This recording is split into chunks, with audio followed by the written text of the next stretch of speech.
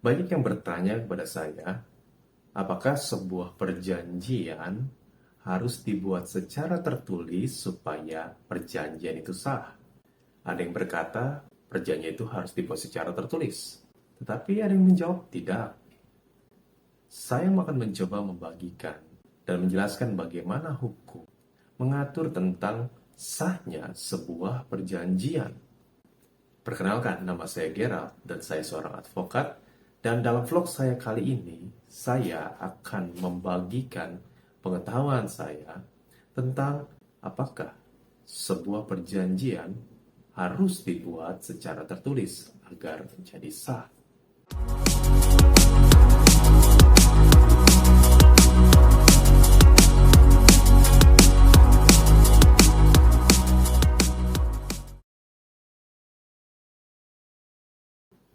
Kita mulai dari aturan umum yang mengatur tentang perjanjian yang berlaku untuk semua perjanjian, yaitu diatur dalam pasal 1320 Kitab Undang-Undang Hukum Perdata.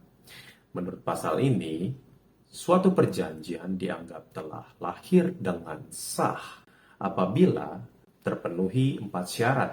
1. Kesepakatan para pihak. Kedua, kecakapan para pihak yang mengikatkan diri dalam perjanjian.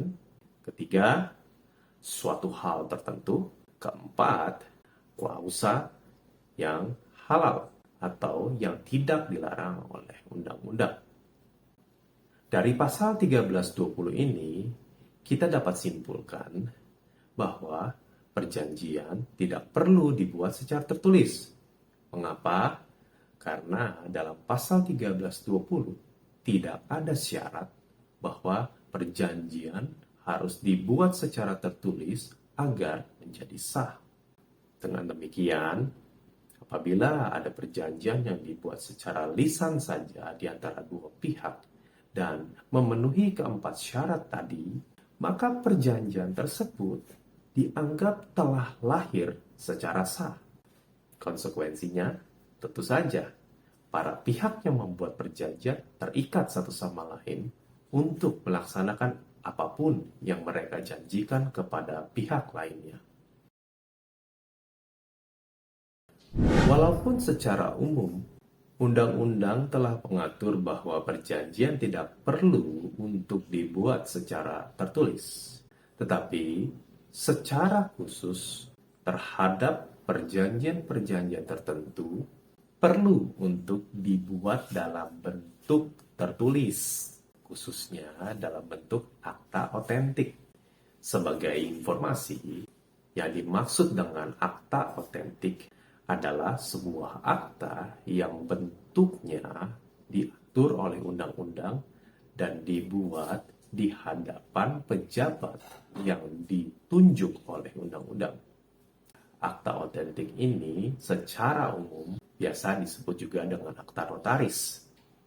Perjanjian-perjanjian yang wajib dibuat dengan bentuk akta otentik adalah perjanjian-perjanjian yang secara khusus diatur dengan jelas oleh peraturan perundang-undangan untuk dibuat dengan akta otentik.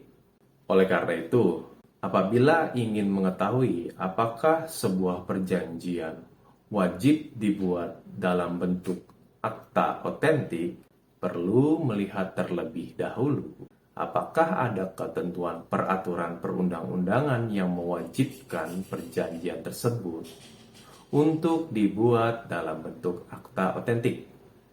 Jika tidak ada, maka ketentuan yang umum terkait dengan perjanjian berlaku, yaitu tidak diwajibkan dalam bentuk akta otentik ataupun dalam bentuk tertulis. Artinya, perjanjiannya bisa dibuat secara lisan saja. Contoh perjanjian yang wajib dibuat dalam bentuk akta otentik adalah perjanjian pemberian jaminan fidusia atau akta jual beli hak atas tanah. Khusus untuk akta jual beli hak atas tanah, undang-undang telah mengatur, yaitu akta jual beli hak atas tanah wajib dibuat di hadapan pejabat yang bernama pejabat pembuat akta tanah atau yang sering disebut dengan PPAT. Apabila perjanjian secara umum tidak wajib dibuat dalam bentuk tertulis ataupun dalam bentuk akta otentik, lalu menjadi pertanyaan, mengapa harus membuat perjanjian secara tertulis? Problematika tentang perjanjian harus dibuat secara tertulis atau tidak sesungguhnya bukan soal apakah perjanjian tersebut sah atau tidak, melainkan apabila nantinya di antara para pihak terdapat sengketa terkait dengan perjanjiannya dan sengketa tersebut sampai dibawa ke hadapan hakim, maka akan menjadi sebuah masalah jika tidak ada bukti tertulis terkait dengan adanya perjanjian tersebut. Apabila para pihak membuat perjanjian secara tertulis, mereka bisa mempunyai satu alat bukti untuk membuktikan adanya perjanjian antara penggugat dengan tergugat. Tidak adanya perjanjian yang dibuat secara tertulis tentu saja akan membuat pembuktian tentang adanya perjanjian menjadi sulit.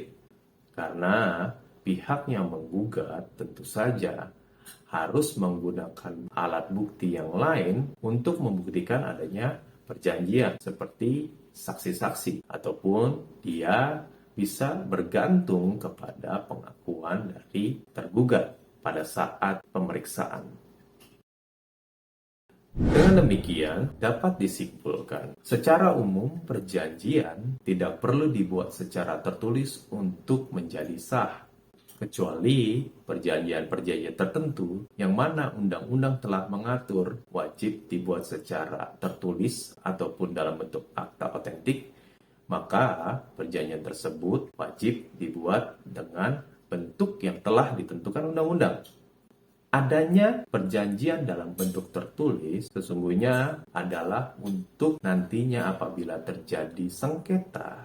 Perjanjian secara tertulis itu berguna sebagai alat bukti untuk membuktikan adanya perjanjian antara para pihak di hadapan hakim. Dan ketiadaan perjanjian yang dibuat secara tertulis akan menyulitkan proses pembuktian adanya perjanjian antara para pihak. Sekian penjelasan saya mengenai apakah perjanjian harus dibuat secara tertulis agar bisa menjadi sah. Semoga penjelasan yang saya bagikan ini bisa bermanfaat bagi teman-teman semuanya.